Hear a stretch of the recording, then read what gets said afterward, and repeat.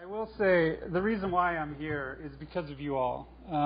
I've heard about this conference, really excited to be a part of it, to spend the rest of the day here learning from you guys. I've been able to tune in a bit online as well. And just the passion, the energy that's here, the work around the world that this gathering has inspired is amazing. And Lisa, thank you so much for bringing me out here. It was great to have you involved with that first summit. There are people who, and I see a lot of these friendly faces out in the audience today too, who believe in something bigger than ourselves and in something that has not been tried and tested, and they're willing to go out on a limb and do it. You're one of those people. There are many others here too. So thank you. So I want to just spend a little bit of time sharing our experience with History Pin and a lot of the stuff that we've done, and also talk about linked open data, the summits, and the community that's growing around that. And hopefully some of that will be useful, and I'll try and leave some time for questions as well at the end so we can dig into it. One of the things when you have an impossible task in front of you, I feel like I learned growing up that the first thing that you do once you've asked your parents, you've asked your teachers, nobody has an answer for you, ask a librarian. And there's something about the librarian ethos that because there's no other solution, there's no other answer that's out there, we might just be able to find it. And I think of my wife when she was in high school. She had a very quiet librarian at the high school, and they were seniors, and so they had an extra class that they could take. And so she said, well, we've got an idea. Let's talk to a librarian, and we're going to do an independent study on Lord of the Rings. How cool and easy will that be? Well, they talked to the librarian, and it turned out to be the hardest course they've ever taken in their life because she went so deep on so many levels. So that's, to me, this librarian ethos of finding possible out of the impossible. And just to make clear that you're not going to get any wisdom out of me today, I came to this world from a dream of time travel. I figured that if we can get enough data, enough photos, enough content, we could actually recreate places of the past and make that happen. And I grew up with this idea of that possibility from the movies of our youth. And so I decided on the plane here to make a little mashup of some of my favorite trailers.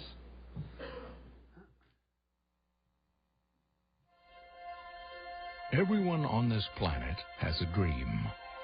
The question is how far you're willing to go to make it come true. When was this play done? 1912. Dr. Finney, is time travel possible? That is a question. Are you telling me you built a time machine out of a DeLorean? Watch out, here I come. All right, Lewis, knock him dead. That was a figure of speech. Please don't kill anyone. Must be some kind of hot tub time machine. Is time travel possible? There's no such thing as time travel. Well, if you hang around long enough, you'll see me disappear.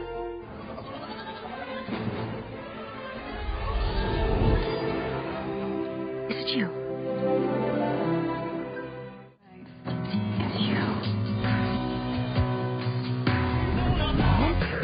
What color is Michael Jackson? Black?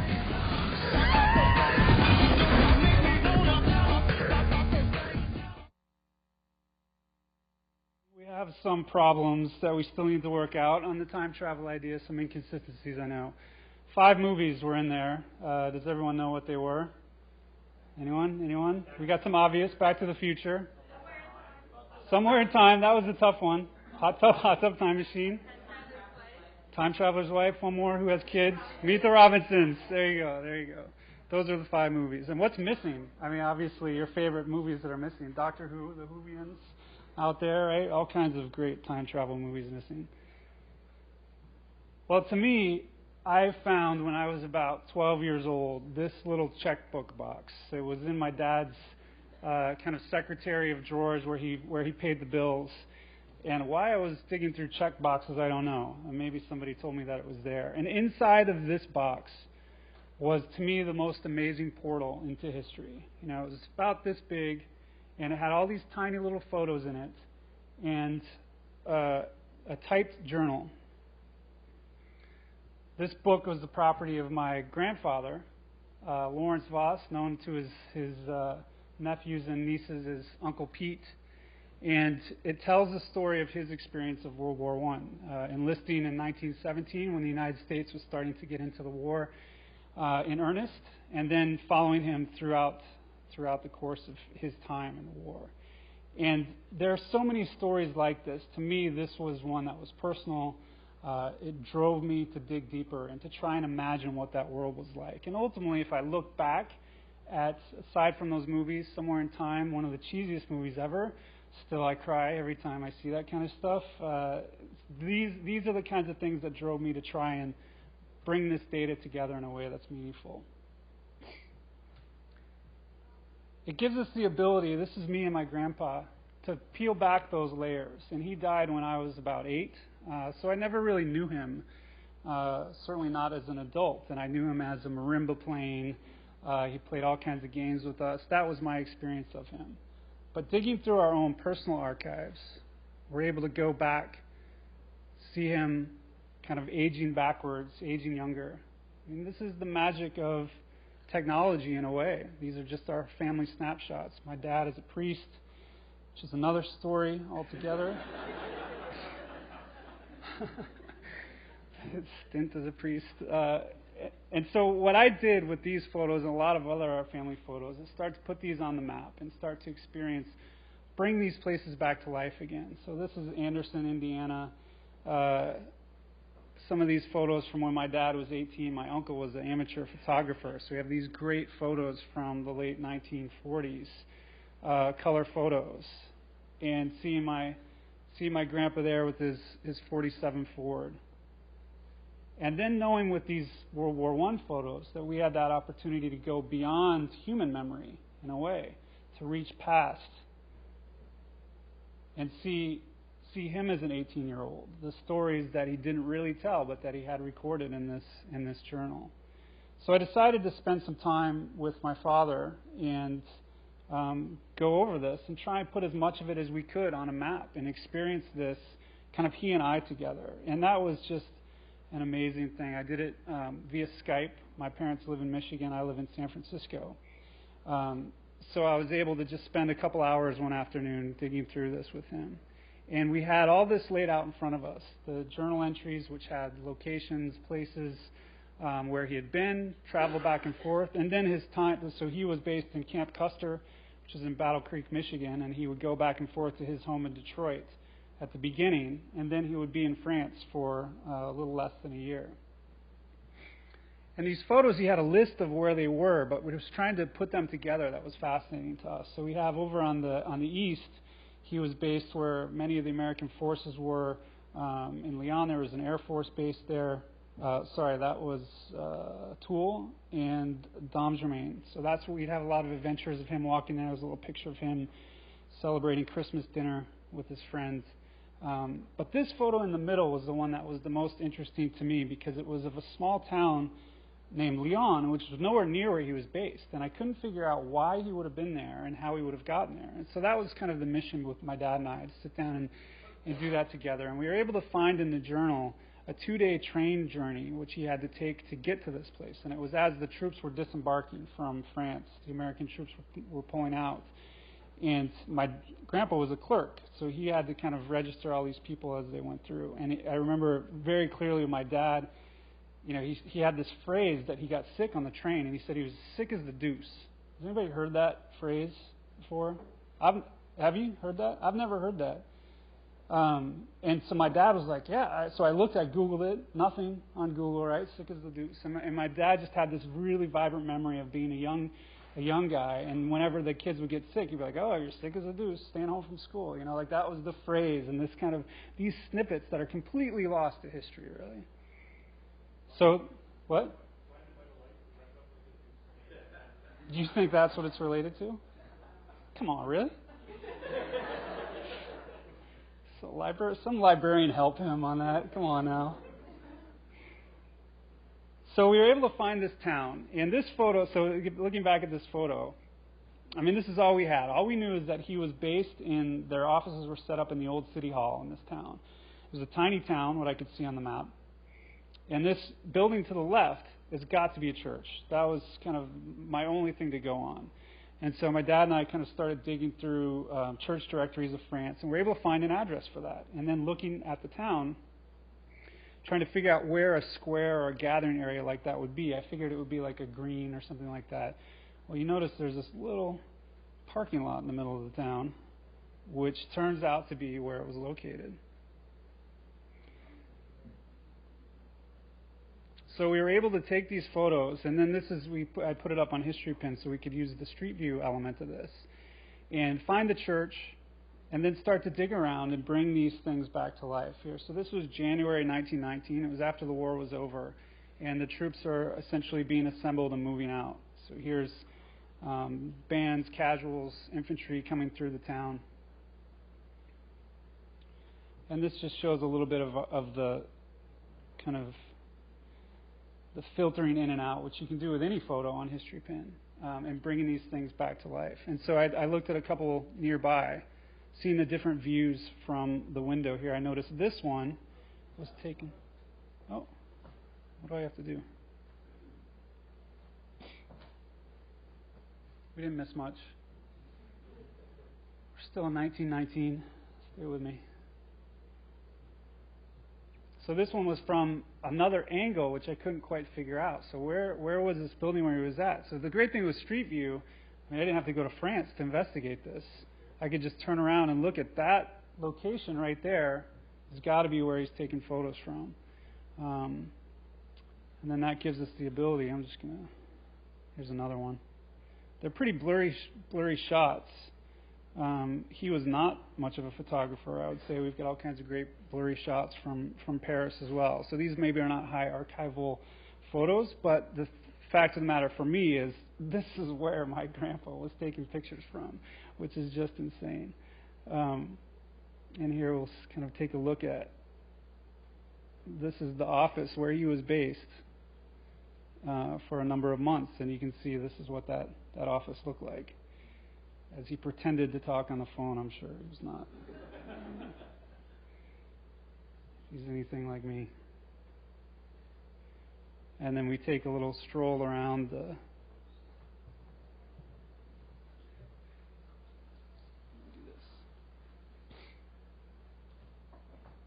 stream around the corner.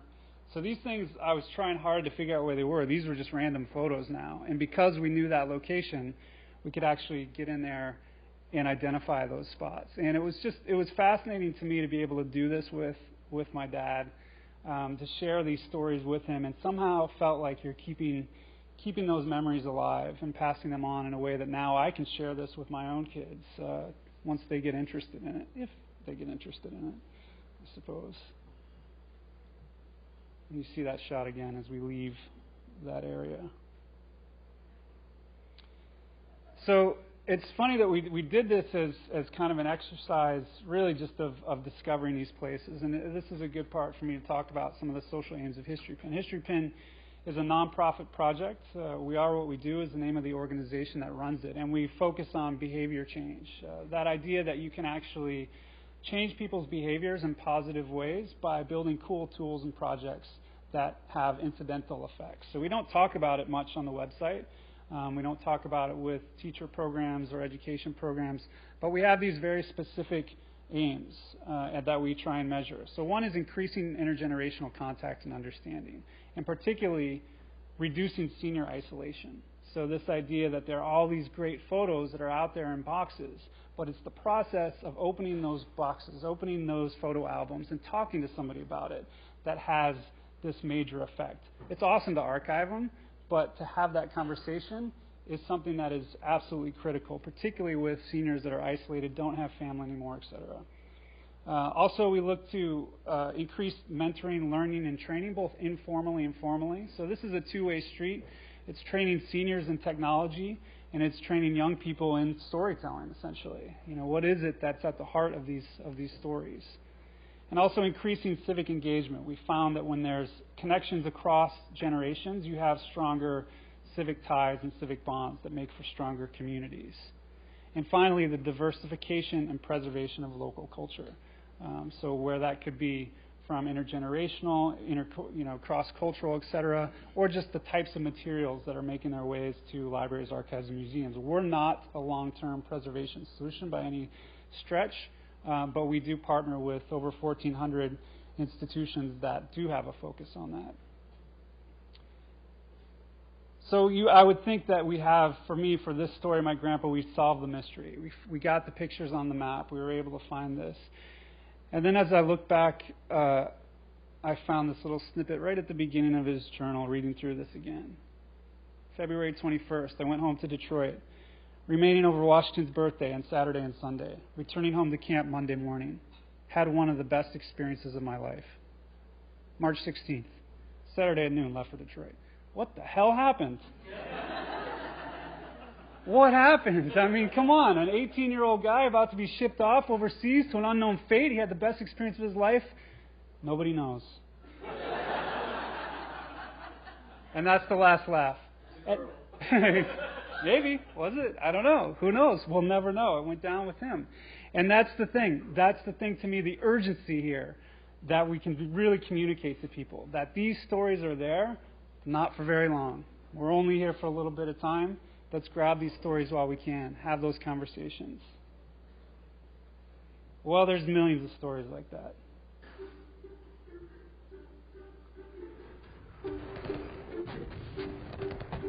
Dear Sir, I'm sending you this photo of my husband, who was wounded in France. I'm writing to you in respect to my wife, who was a munitions worker Dear Madam, who died of TNT. please find enclosed the last photograph of my boy who served In in the response to Navy. your appeal, here is a portrait of my son who served at My lovely sister Betty was killed in an air raid in France.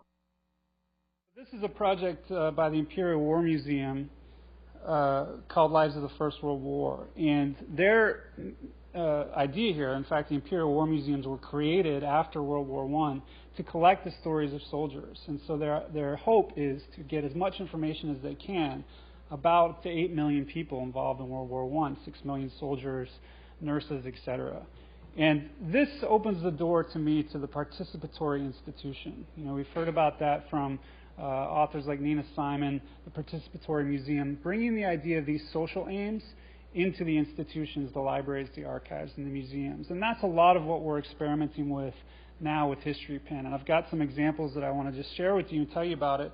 Some of our successes, failures, it's experimentation phase. So working with the Imperial War Museum, this is another example where we have these amazing photos that are called the Q series, incredible high-resolution photos that they've just digitized for the centenary. And what we did was kind of a hackathon, if you will. It was, getting enthusiasts, photo historians, curators, technologists, all together at the Imperial War Museum to figure out as much as we could about these photos and see how we might record that physically, digitally. This was an offline session, but it added to kind of an example of what we could start to find. And that's, imagine if we had all these photos that are coming into Wikipedia, other avenues, History Pin, it could be anywhere, but the kind of data that we could start to collect, and also the importance of the conversations around that data. So in this example, you can see this photo. These are of injured troops returning home.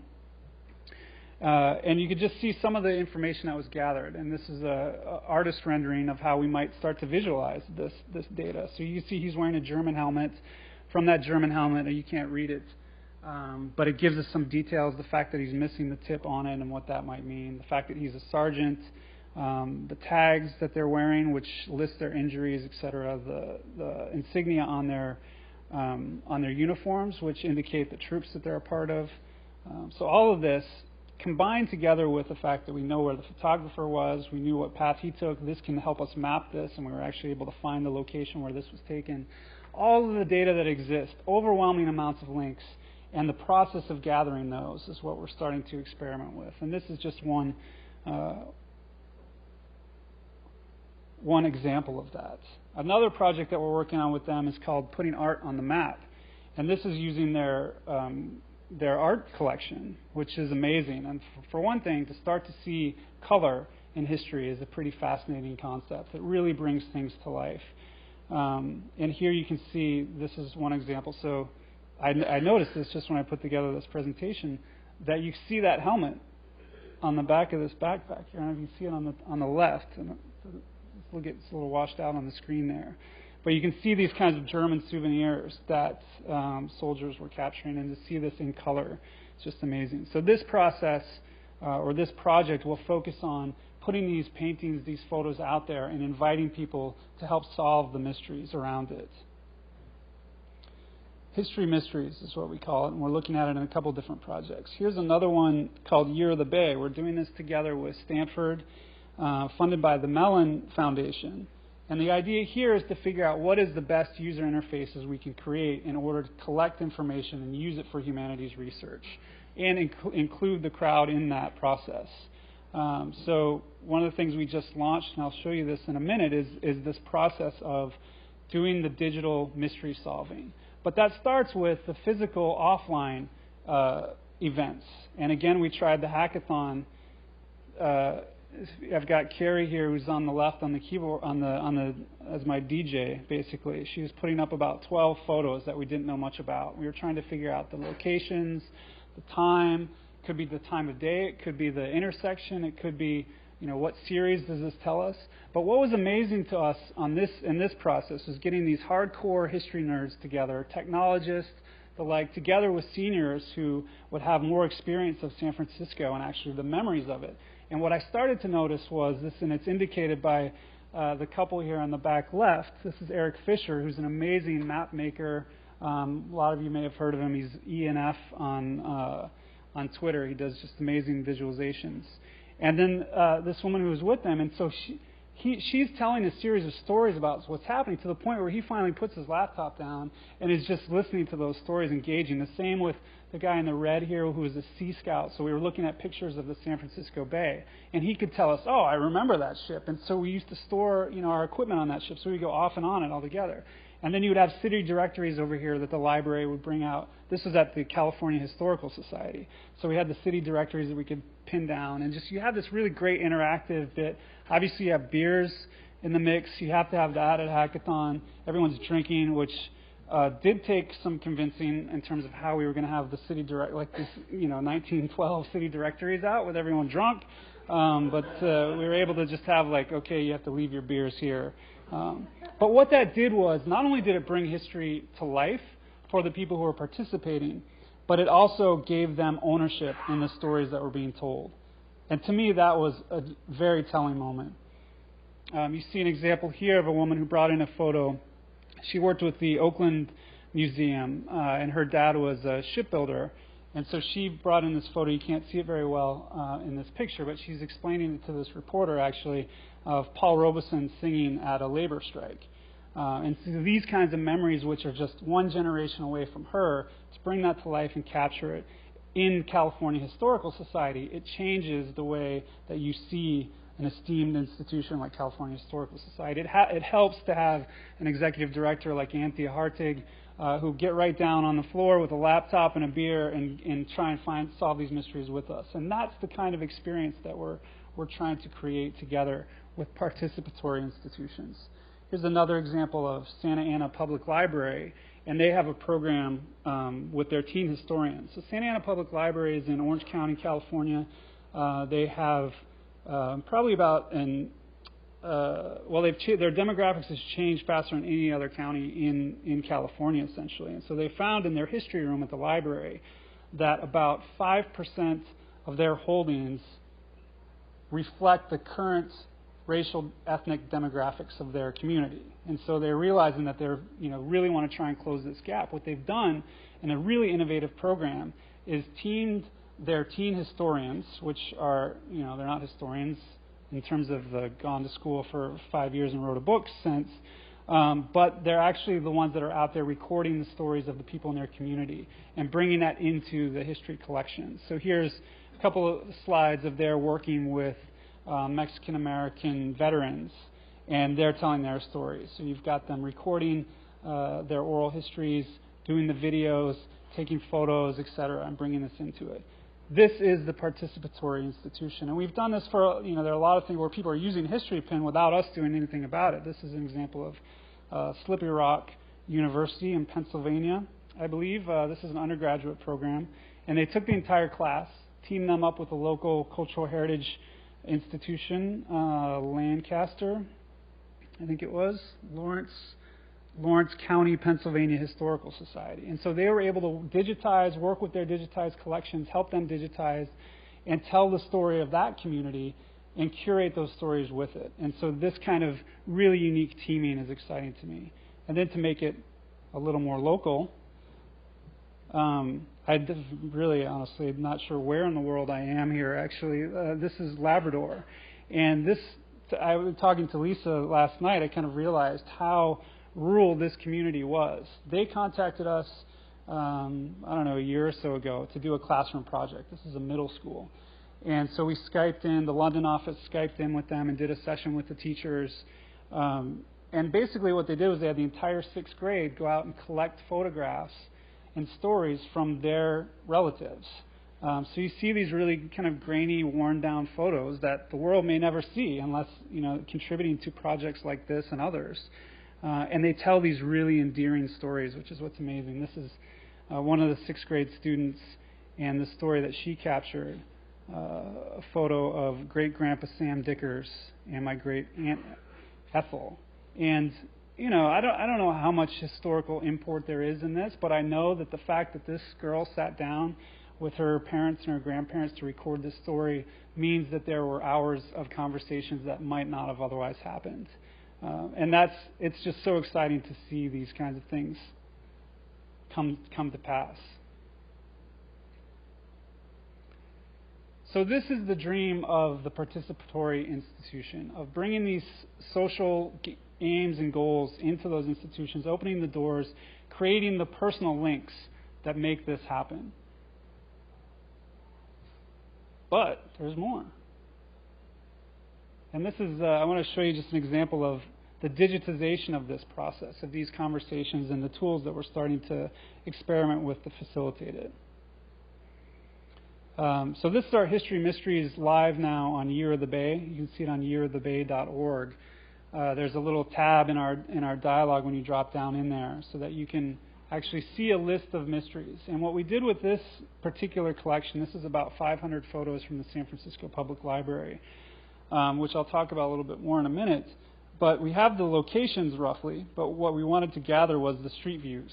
So you're able to drop down into 1964 San Francisco and see these. Let me bring this back and pause it for a sec. So basically anyone can come in now and drop into 1964 San Francisco. You might see a theater, you might see a bar, you might see a church. This was kind of a survey of locations. And then you could suggest a location for it, submit it.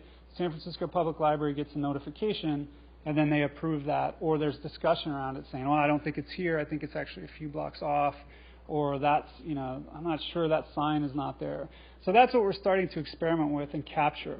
And the exciting bit of that is when we can start to add these annotations to the web. And we're just kind of skinning the surface of what we can do with the open annotation data model, for instance, how we might say, okay, this user suggested this change was accepted by San Francisco Public Library, give the library the choice of what they want to bring back into their collection. So once they approve it, it actually modifies the metadata, enriches that metadata on HistoryPin, which then they can bring back into their onto their side to use as they want.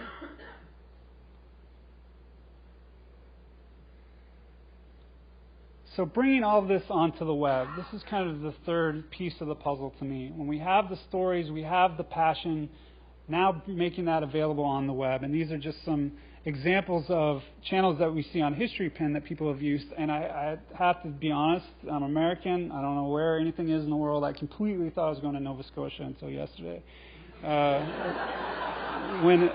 So I had this great example of props to Nova Scotia, and there in Halifax, I was doing all this research, and then I looked at my ticket, and I'm like, where am I going? YYT, what the hell? So thank you for the very carefully selected Twitter handle. That gave me the reassurance that I was, in fact, going to the right place. But Nova Scotia Archives has done a great thing on Halifax here. Know anyone from Nova Scotia here from the archives? Yeah, all right. Nice work. One of the first partners on HistoryPin, so thank you. And another example is the State Library of Queensland, and they've got over 1,200 pins now. And what's been interesting of how they've used this, their collections are pretty well digitized, but they've used it to outreach to rural locations, essentially. So they have teacher librarians who go out and serve the rural communities, and they've used History Pin as one of the tools that they bring out there. So they've done great work mapping these photos. And then also they go and they take their iPhone apps or their Android apps, and they take what we call history, they're called repeats. And they can go to that location, take a photo, and then that gets linked to the original photo, and you can fade that. So even if there isn't Street View, we can sort of create that out of it. And then the bar that's kind of this area that you see on the bottom, this is our embed, and that can be used anywhere on the web. There's an easy iframe code that you can take and put in. So this is an example of the Manhattan Project, which built the History Pin channel, but then they created their own website with timelines. It lists additional teacher resources, etc. So they just pop the embed down into the middle of that to use it that way. But this is just the start to us in really realizing what the potential is of bringing this content onto the web. And the ideal is we get to a place where all the institutions that want to be involved on the web are saying, this is our data, these are our photos, this is how you can use it, go for it. And that's what linked open data in libraries, archives, and museums means to me. And that's why I've put a lot of effort into this. So LoadLam and linked open data has three elements to it: culture, technology, and law. Very simply, that's all you really need to know. The first step of that is this mashup culture. The video that I made at the beginning, seeing historical mashups, the way we listen to music, the way we have DJs layering music. This is how we experience life in the web. That's what our culture encompasses.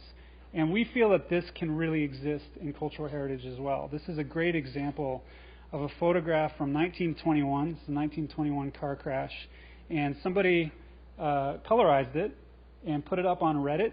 How many people use Reddit? There's a history porn channel on Reddit, it's called, and somebody put it up there, and this has been, and then somebody took it a step further and brought it onto History Pin and put it onto Street View, and there was this huge discussion on where was this photo actually taken. Somebody zeroed it down onto this corner and put the picture in place, and this is by far the biggest hit that we've ever had on History Pin. It had 40,000 views, 20,000 of those in the first 2 days, and this kind of hunger for that then and now experience, that's our mashup culture. It's another great example from Sean Clover. This guy is now writing a book. He's a photographer in San Francisco, and it takes a little bit of looking at this photo before you realize that he's taken modern day San Francisco with 1906 after the earthquake and fire. This is probably several months afterwards. So he does this with all kinds of photos, particularly from 1906, and these get huge viral hits on the internet. People love these kinds of photos. And the question is, how do we enable this kind of mashup culture in cultural heritage? So he's writing a book. He's gotten clearances on these things. This is, to me, a great use of public domain, photos in the public domain. You'll now have this book that he can actually make money off of. He gives credits and citations to the institutions in whatever cases he might have had to buy rights to those. But this starts to look at the possibilities of what's out there. This is a project called oldsf.org, and this is another, in a way, this is a workaround. This is a hack. You see that photo. The original photo is up on the top right there. This is a developer who in his spare time, he's a Google GIS developer, Dan Vanderkam. And what he did was he screen scraped the entire San Francisco Public Library historical collection. They have them all online. You've got structured data there. He was able to pull down all of that content and eventually geotag about 25% of their collection and put it on the map using different scripts and whatnot. He told me about it when we launched History Pin in 2011. He introduced himself and said, hey, I've got this great project I want to tell you about, and I want to put it out there. And I was like, dude, that's killer. You should totally put it out there, but why don't you give us, I'll introduce you to the people at the library, just so you can run it past them, And they were totally into it. So they ended up giving the blessing, giving him their blessing, and kind of having I think they tweaked some things in terms of how they wanted people to be able to find the original assets, etc. So that's a great example of mashups and the potential of saying, this is what we have, This is how you can use it, and putting that stuff on the web. So that leads us to the technology of linked open data, and a lot of you are probably familiar with all of this stuff. I'm going to show you a couple slides that, even though I've been using them now for 2 years, I feel like they're key and can be modified and used in your own institutions to get the simple kind of explanation of what linked data is all about. So 4 slides that are critical to use. Feel free to use them and tweak them as you see fit. The main message is that we're going from tables to graphs. That we used to organize data on the web this way in tables, but it does not scale to the web. Now as computing power is increased, we have the ability to see things as graphs, as nodes and links, essentially. So every piece of data can be discovered on the web. And that's the big idea of linked data. It's very simple. We're going from a web of documents, where you could link from one document to another, to a web of data. That's the goal. That's the dream. So this idea of triples is how that's done. Very simply stated. You can use the Twitter analogy, for instance. So John Voss follows access libcon, for instance. Subject, predicate, object. So you have one piece of information, links to another piece of information, described by the predicate. So that describes the relationships. So imagine any piece of data on the web, whether it's library data or archives data or anything else, can be described this way. The key is it gives us the ability to make this machine readable, not just human readable. So Resource Description Framework, RDF, as many of you have heard, that's one of the ways that you can serialize this. There's RDF XML, RDFA, which is embedded in websites, JSON LD, which I'm going to kind of kick to a little bit here. But all of these things serialize that data with subject, predicate, object. That's it. It's simple. It's consistent, and it's predictable for machines. So the key here is following simple rules and protocols of the web. We have a culture of the web. We're starting to put content onto the web in a way that people can use it. These other 2 slides, again, they're a simple illustration of what this is. I would highly recommend, as you talk to your institutions, as you talk to partners, as you talk to funders, take this kind of an idea and customize it to what you want to do and what you want to say, what you want to pitch. So this is very simple. It uses Ed Summers, my friend at Library of Congress, amazing guy. We know a few things about him. We know his bio, for instance. We know that he knows Dan, he knows Jody. We know that this image is a depiction of him. And then this data is serialized in an old RDF page, which gives us that data. Every single piece of, if you read XML, you read code, whatever, this is pretty straightforward. But all it says is every statement that I'm going to make is a triple about Ed Summers. So it starts with the top. I'm talking about this location. This is a bio. Here's the bio. This is the name. Here's the name. That's linked data in a nutshell. So if you start to use this in for instance, the big thing that we're starting to look at is World War I. If you have World War I collections, what can you tell us about those collections in some kind of serialized format? Can you just say these are all about this topic, these are all about this regiment, etc.? Start to narrow the data down that way. And so these are tools that you can use, tweak your own, use them the way you want it. So I want to dig just a little bit deeper, knowing that a lot of you are already familiar with these concepts. This is the JSON rendition of all the data that Dan collected from San Francisco Public Library. So you can see that each of these, whether you know JSON or not, it doesn't matter. You can see that this is structured data, that there's a description, there's a title, there's a URL. And from this, he was able to build that map rendition. We were able to take that data and parse out anything that had a location and say, now let's get the street view, and now we can add the pitch and zoom to that and continue to build on that data. So taking this a step further, this is just straight JSON. This is something worth digging on behalf. I'd love to talk to folks about this afternoon too, maybe play around with it a little bit, is what JSON LD provides. And that's taking it a little, one step further to say, let's come up with agreed upon terms that we're going to use when we put this out. And if we can do this in the library community, if we can do this in the archives, museums community, we can do this anywhere on the web. Santi Gold? I got you. Maybe. Oh, I'm missing Santi. It sounds like a crazy idea to some people, but Google's doing it already. This is the knowledge graph in action. So when you search Santigold on the right, you see the knowledge graph giving you structured data from DBpedia, from MusicBrainz, from other locations. And increasingly, you'll never leave the Google page.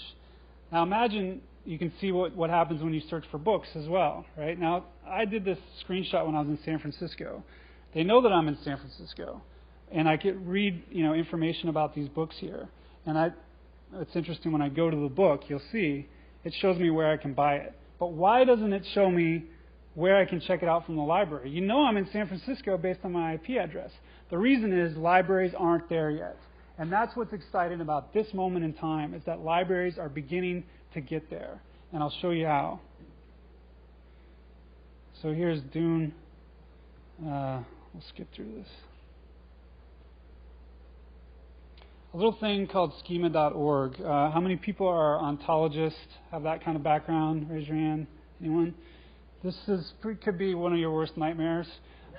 When just computer developers start coming up with schemas and ontologies that they're using. But basically, this is the bottom line information that you have about a book, creative work, for instance, so that you can say, I have this creative work, this is the information about it.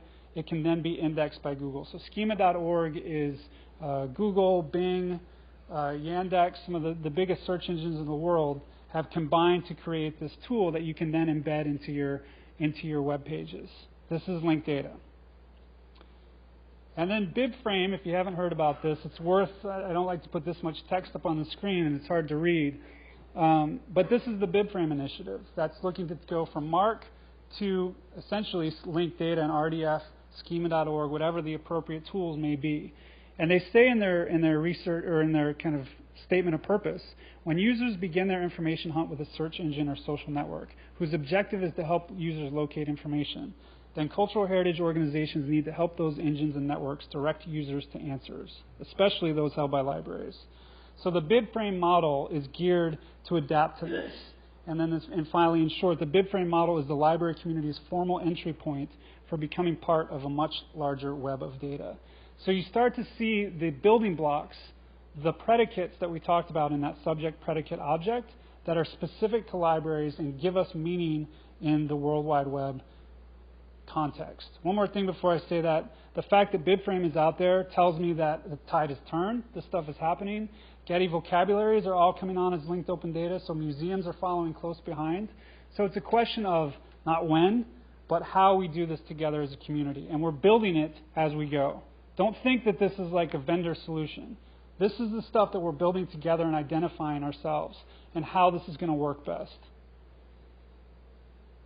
The last part of linked open data is the open with a capital O. And that's the law, the legal tools that give us the ability now to have a very specific set of tools to use. So when we talk about data, one important factor is that we can separate the data from the assets. So in our case, this is metadata.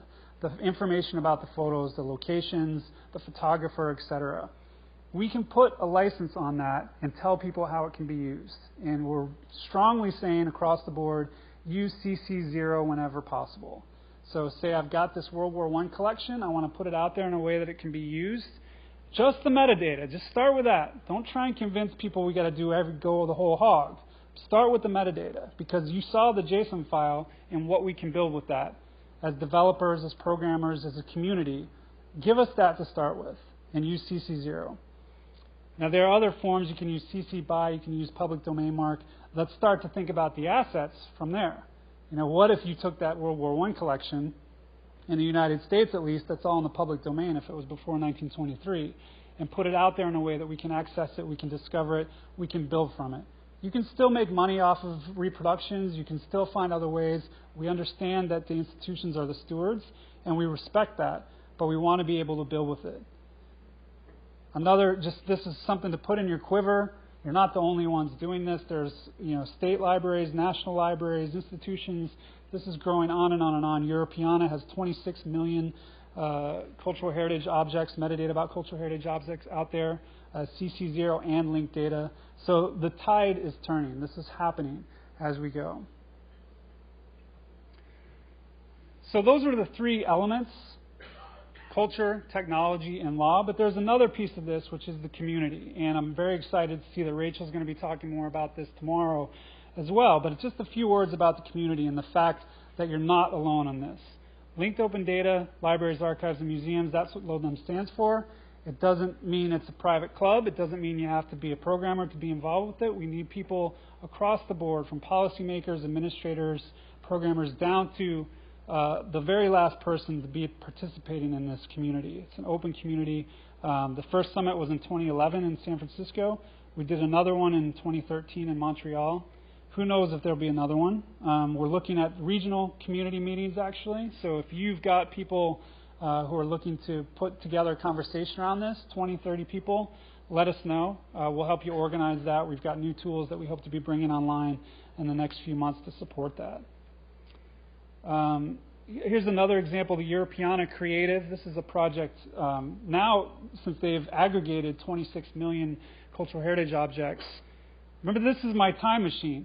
Those items are starting to get out there. Now what can we do to build those machines or build new history tools or build new education tools around this? So Europeana Creative, this is a 4.5 million euro project, last 3 years, 25 partners.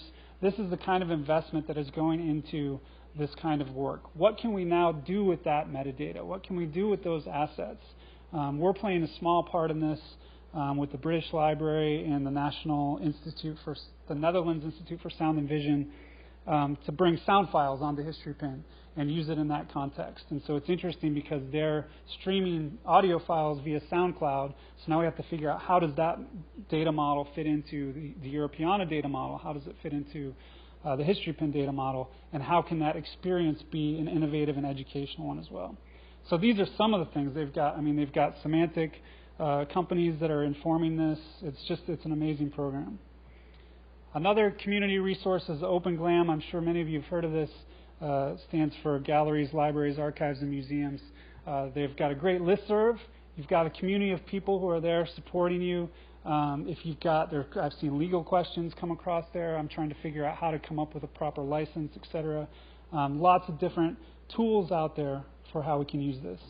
And obviously, the Digital Public Library of America here, 4.5 million and growing very fast in terms of their content. All of this available as CC0 JSON LD. So there's things that we can build with here. I keep going back to World War I because I feel like there are collections out there that we could start to bring together and build some really cool apps around that.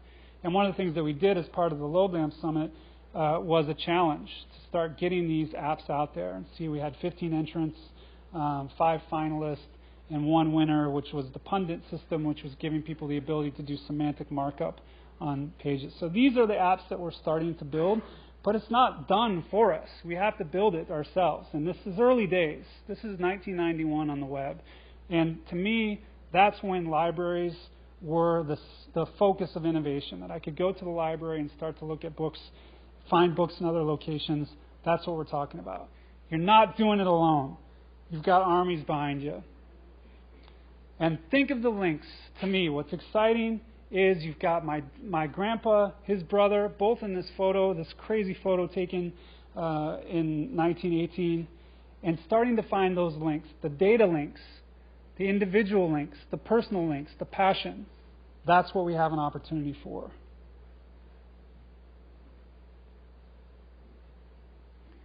I believe that one story can change the world.